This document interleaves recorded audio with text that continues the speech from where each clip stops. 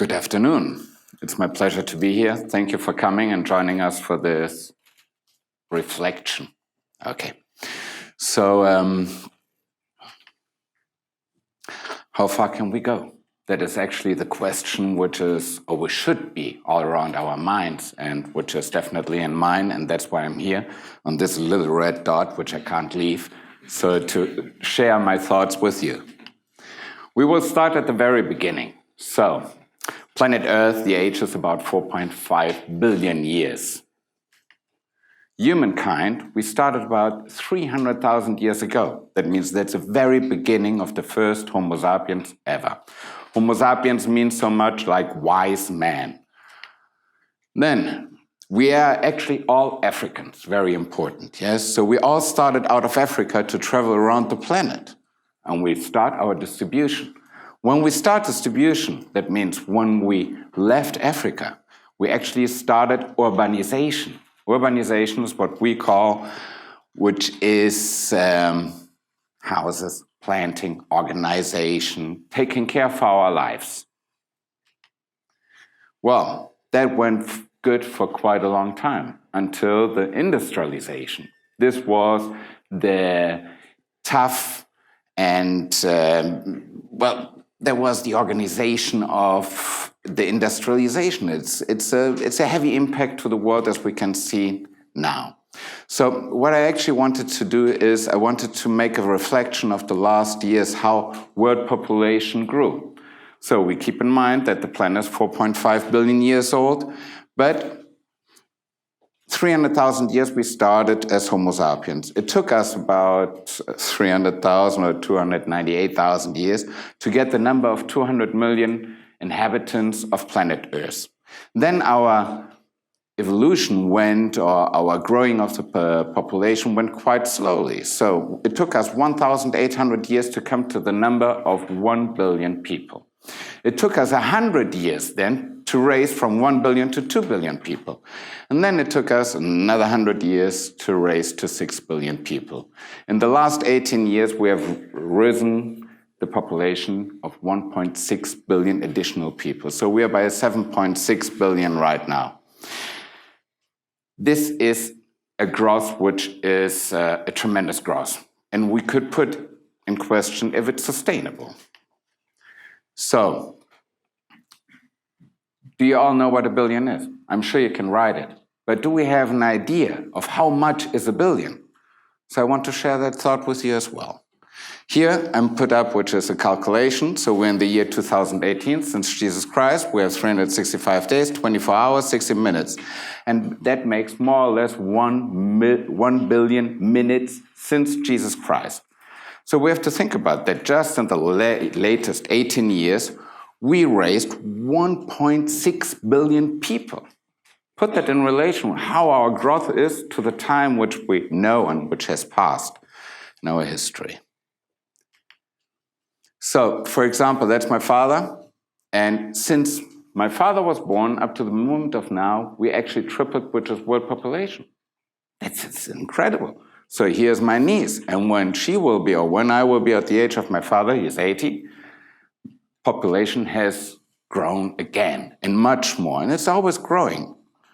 So, yeah, we have actually every day 225,000 new inhabitants on planet Earth. What does it mean? Every day 225,000 people, which are asking for water, clothes, food, living space. And this planet has to generate all these resources to allow these people to have a life. So actually we have a higher growth rate. On the 1st of January 2018, just on one day, there were 368,000 babies born. Unfortunately, just 60% of our species survived the first year. Here is what we're looking for. We're looking for to give to our kids food. We need water, we need food. And where do we get it from? It's not just walking to the supermarket, no. We have to get it organized. So therefore we have agriculture. And here we have a beautiful image of how agriculture is eating up, which is our nature. So nature. We have to take care of nature, because what we see here is soya fields like in Brazil, which are growing. We have mass production to feed, to offer to our environment, to our people, which is food. So what can we see here is this here, that actually we have 704 species on 1 hectare of forest. When we change it into agriculture, we reduce that number to 54 species. And if we have an agriculture which is based on Monsanto, sorry to name that, but that number is even lower. Last year, we had a deforestation which is equal to 800,000 square kilometers. 800,000 square kilometers. Portugal is 90,000 square kilometers big, so we can imagine that we had about 9 times Portugal being deforested. This is reality. This is no joke. This is not just 1 year what happens. No, it happens every year. And it goes on and on and on. And unfortunately, we have difficult to stop that. So, we have 8 million tons of waste being dumped into the oceans. That is 15 tons per minute, 24 hours, each minute, each day, again and again. We are polluting, which is our planet. We are destroying, which is our home base. So, effects are these ones which live here for much longer. Turtles, more than 200 million years on planet Earth. Without evolution, that means they were good 200 million years ago, and they're still good. But there's plastic now, which really destroys, which is life quality, and which brings in danger, which is their life. We have a bird here, and you can see the effect of plastic in the oceans. These are the famous plastic islands. You heard about it. I hope you heard about it. We have 5 big islands by now in the oceans. And these islands, they have a surface which is equal to Western Europe, if we take them together. So it's like a continent. It's impressive what we have. And this here, for example, it's a picture from a beautiful beach in Bali. Who has been to Bali? Well, I wouldn't go to Bali if I see that picture. This is reality. This is now. This happens. This is what we are.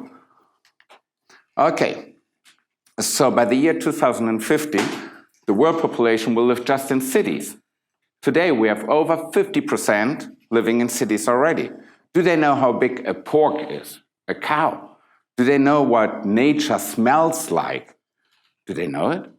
Or they're just ignorant, sorry, to go to a supermarket, buy their food, get home, watch television, and just live a part of this nature or the problems we're suffering in nature. So this number of people which live in those cities, those ones which are used to go to the supermarket and claim that there's not their favorite product in the supermarket, they always demand more to consume, to satisfy, which is their lifestyle.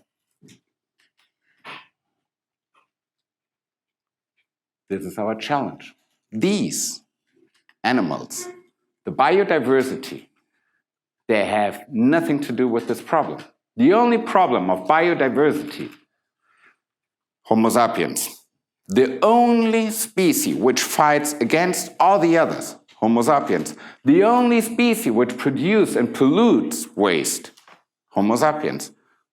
So, we are the problem, we have to do, and we have to save it. This here, for example, is the map of Loro Parque Foundation. 100% foundation, which I'm the president of. And if we look at all these projects, these are our projects which are $1,130,000 for this year, which we are working around the planet.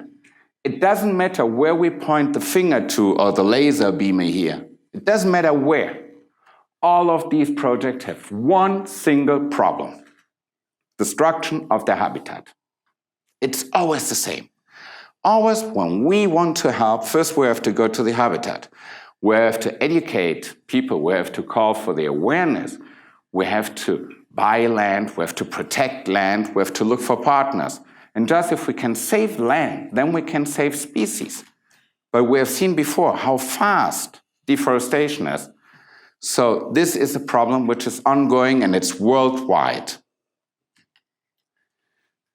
Modern zoos and aquariums, they could be the solution for biodiversity disappearing from our culture, from our planet Earth. Zoos and aquarium, they're dedicated to help to understand, to keep animals in good conditions and to conserve. Conserve means reproduction. That means that we will have gorillas in the future. There's a little story I want to tell you about gorillas, not this one. This is a lowland gorilla, but they are mountain gorillas. You have seen maybe the movie Gorillas in the Fog. So Virunga National Park, it's a big national park, and unfortunately they sold 50% of the park to the Chinese because the Chinese, they were very interested in the natural resources. And the argument for this possible sale was, there are no more gorillas. Why do you want to have the national park? So here we go. One thing leads to the other. In the zoos, we can understand, we can study the animals. All our knowledge will go back to the wild, will go back to these animals to improve, which is their lifestyle. Aquariums is for the sea. Nowadays, we know that the sea is in danger. World climate is changing, all the waste. So our fishes, they're eating plastic. The seabirds are eating plastic. You know that if you have a big fish today, which looks nice, not very common anymore, but these fishes, they're filled up with heavy metals. So actually we should eat small fish, but there's overfishing. So one problem comes to the other. In the aquariums we can show, which is biodiversity. We can call people for the attention, we can call people to show them what is the wonder of nature, which is this unlimited creativity of nature. And we can show people so they understand that there's something out there they don't know. And when they see it, please open your heart, fall in love with nature, start believing in nature, start protecting nature. And when you go to the supermarket, think about would you take, which is the plastic or the packaging with you, or how sustainable can be your life in the future. These are the parrots we were able to save. And it's not too difficult to save them when you're dedicated. Each of these parrots has more or less a budget of $1 million, $1.5 million to save a species from extinction. We are very proud to have these results. Protect biodiversity. This is the challenge which we have. There are sufficient peoples around the planet. And if we all work together and if we're all minded, then we can help biodiversity to survive. Otherwise, we will have a planet just for us. That wouldn't be good. Noah's Ark. That was one of the stories when we wanted to save, which are the animals. So I believe that the zoos and aquariums, the conservation centers nowadays are like a Noah's Ark. The habitat is shrinking, and that's why if we have areas where we can protect the animals, where we can prepare, which is the area in nature for them, where we can guarantee a surviving for these animals and nature, then we can bring them back. For the moment, nature is every day reducing. So there are more than 700 million people going to zoos and aquariums per year. This number is higher than every sports activity, more than people going to cinemas, more than going to museums. It is the biggest leisure offer there is, and it's a big demand with more, and it's a rising number. These people, they come to see, to understand, to see these animals which they can describe, but they don't know. They have no idea how big they are or how impressive. Conservation centers are zoos. Zoos are conservation centers. And like this, we can help animals to not disappear. So in an animal embassy, which is a zoo, because at the end, the people go to meet their representatives, we do different types of work. We do the science, we do the conservation, we do the education and the awareness. And at the end, with the money which we get from the visitors which are coming to the zoos and aquariums, we can protect the habitat. So biodiversity is thankful for your help, and I'm thankful that you listened to my presentation. Thank you.